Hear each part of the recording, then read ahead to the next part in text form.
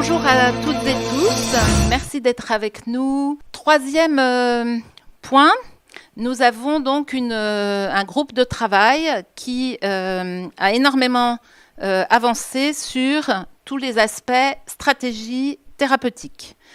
Alors, je vais passer la parole au docteur Claire Delval et à Claude Escarguel. J'insiste pour dire que nous présentons en fait l'expérience clinique de médecins de terrain et des différents médecins donc de tous les collectifs qui sont regroupés. C'est extrêmement important d'en avoir conscience parce qu'on parle de choses que l'on connaît et on partage avec vous nos expériences. Bonjour, donc je suis Claire Delval, je suis médecin généraliste installée en libéral et depuis donc mars les mains dans le cambouis comme on dit, c'est-à-dire que vraiment au cœur du sujet de la prise en charge précoce des patients. Je n'ai pas effectivement de conflit d'intérêt avec aucun lien avec l'industrie.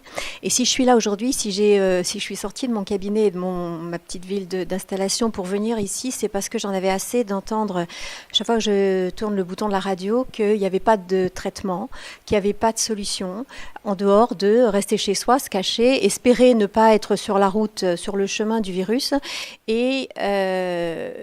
et sinon, attendre la vaccination. C'est tout le contraire de ce que je vis au quotidien dans mon cabinet. Depuis longtemps, je suis engagée sur les traitements de terrain et ça fait toute la différence. Et on a été surpris de l'évolution extrêmement favorable de certains patients qui étaient pourtant porteurs des facteurs de risque de complications qu'on connaît aujourd'hui.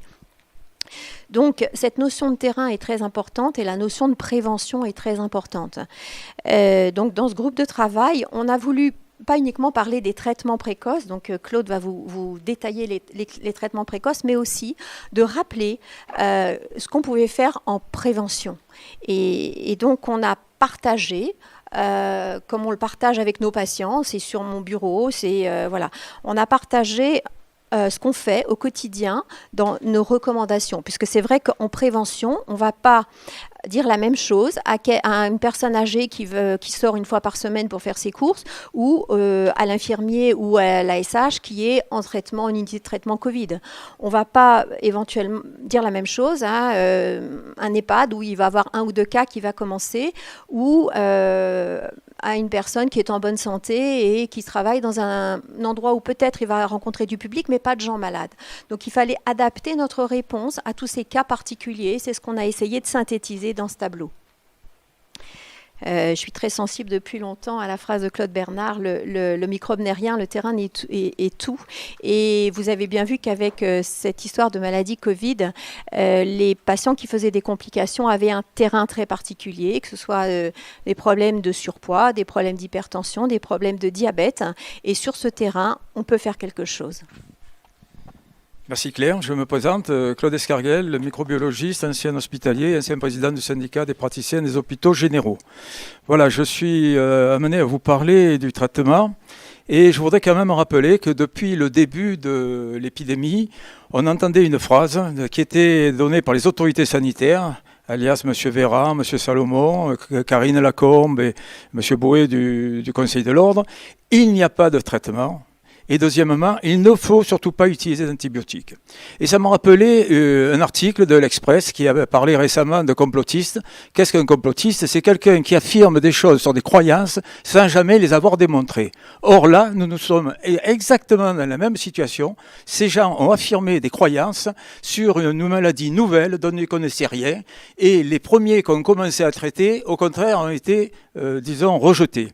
Dans le même temps, les milliers de médecins dans le monde entier et en France qui ont traité leurs malades dès les premiers symptômes, comme ils en avaient l'habitude, notamment dans les pneumopathies atypiques, ont traité avec des antibiotiques, ont eu, à leur grande surprise, comme vient de vous le présenter Claire, de 50 à 80% de diminution des hospitalisations et décès.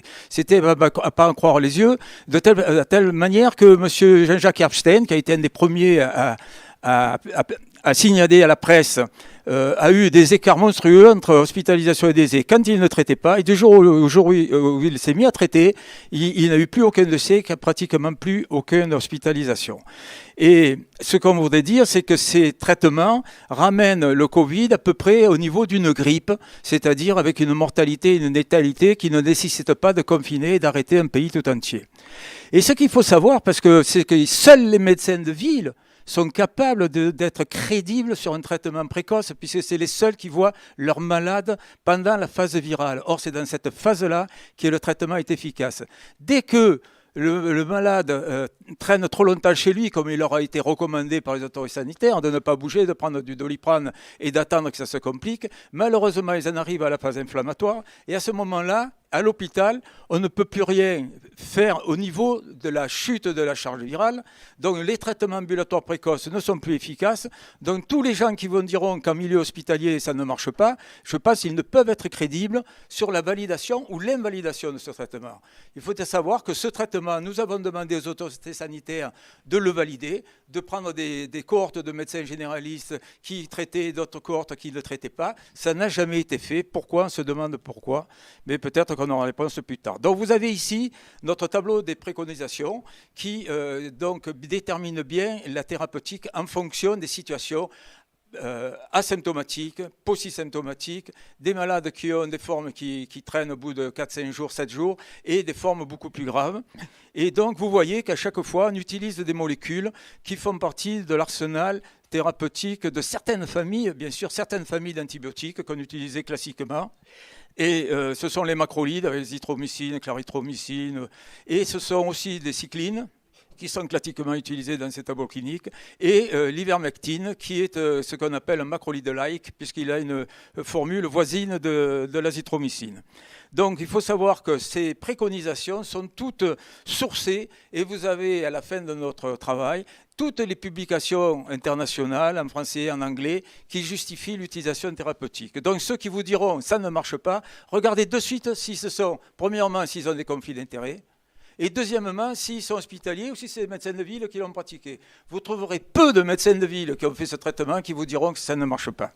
Alors les cibles de nos préconisations, ce sont d'abord bien entendu les patients, dans la mesure où on diminue les décès, les hospitalisations, c'est toujours positif pour les malades qui sont atteints de ce virus.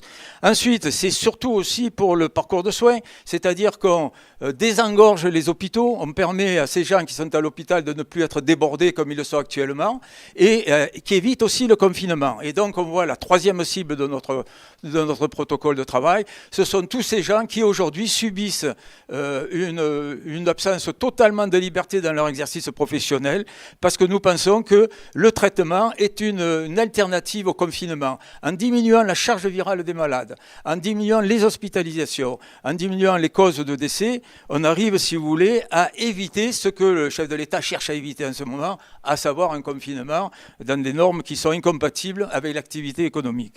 Donc voilà ce qu'on voulait vous présenter, et je pense qu'il faut tenir compte des médecins de ville uniquement dans la crédibilité de ces traitements. Je vous remercie. Peut-être aussi rappeler qu'actuellement, en France, la stratégie vaccinale a commencé. Elle est confrontée à des problématiques logistiques. Donc on sait très bien que même les personnes âgées, prioritaires, les personnes vulnérables et les professionnels de santé qui sont prévus pour être vaccinés en tout premier, il faudra plusieurs mois pour que cela arrive à réalité. Donc pendant ce temps-là, nous ne pouvons pas négliger la possibilité d'accompagner les citoyens par une autre stratégie. D'un côté, la stratégie vaccinale, dont acte, c'est le choix aujourd'hui du gouvernement, mais ce qui vous a été présenté, je le reprécise, il y a d'autres possibilités, et quand les personnes sont malades, elles doivent absolument être accompagnées. Nous sommes tous responsables en tant que professionnels de santé. Et nous avons donc une dernière action qui est une prescription de sport sur ordonnance. L'objectif, c'est justement de prendre soin de la population et nous allons communiquer dans la semaine qui arrive beaucoup plus de détails sur cette action qui va débuter dimanche prochain. Et nous invitons la population tous les dimanches de 11h à 11h45 sur tous les territoires, y compris, nous étions ce matin également en travail en visioconférence avec nos collègues des territoires d'outre-mer, de réaliser donc une séance sportive sur tous ces territoires. Nous allons donc lancer l'opération dimanche 7 février et vous aurez plus d'informations dans la semaine.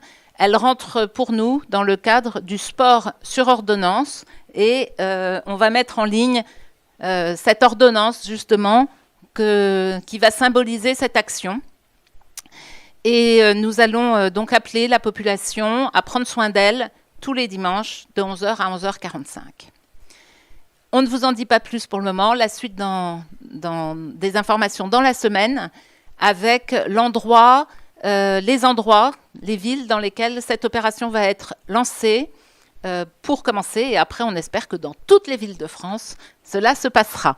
On va s'appuyer à la fois sur tout le maillage de nos différents collectifs, avec donc des médecins, bien sûr, des professionnels du sport et de la culture, puisque ce sport se pratiquera en musique. Et nous allons inviter également les étudiants, et vous verrez par quel biais on va les inviter à rejoindre ce projet, et également les restaurateurs, parce que vous savez qu'après une bonne séance de sport, eh bien, il faut avoir une petite collation. Et l'objectif, c'est de justement remettre du lien dans la population et en particulier dans toutes ces groupes professionnels qui sont à l'heure actuelle extrêmement maltraités par toutes les mesures sanitaires qui sont mises en place.